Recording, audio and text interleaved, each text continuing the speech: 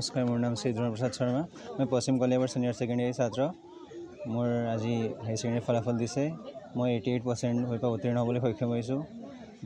মোৰ আমাৰ শিক্ষক শিক্ষয়িত্ৰীসকলে ভালদৰে গাইডেঞ্চ দিয়াৰ বাবে আজি মই এনেকুৱা ফলাফল দেখাবলৈ সক্ষম হৈছোঁ। মই মোৰ শিক্ষক আৰু শিক্ষয়িত্ৰীসকলক অশেষ ধন্যবাদ দিব বিচাৰোঁ।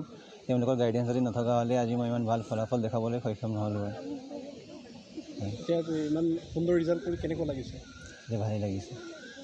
আগন্তুক দিনত কি পৰিকল্পনা আছে? মই BBA কৰিম বুলি ভাবিছোঁ। ৰিজাল্টটো পাই মই যথেষ্ট আনন্দিত হৈছোঁ।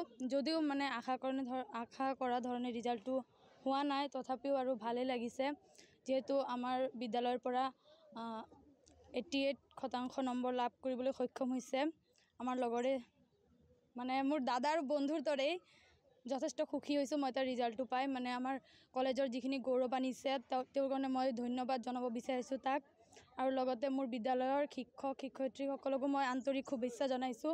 কিয়নো আজি আমাৰ কলেজৰ পৰা ইমানখিনি ভাল ৰিজাল্ট হৈছে, তাহাঁতৰ অসীম মানে বৰঙণি আছে। তাহাঁতৰ জৰিয়তে হৈছে পঢ়া শুনাত মানে বহুত ভালকৈ শিকায়, সদায় কৰণীয় কামবোৰ সদায় কৰিব দিয়ে।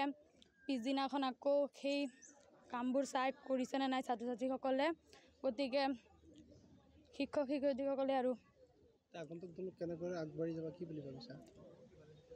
ভালদৰে আগুৱাই যাম বুলি ভাবিছোঁ। জীৱনত কিবা এটা কৰিম, ভাল মানুহ হ'ম, নিজৰ লগতে নিজৰ যাতে পিতৃ মাতৃৰ নাম উজ্জ্বল কৰিব পাৰোঁ তাৰ বাবে আগবাঢ়ি যাম আৰু ভাবিছোঁ।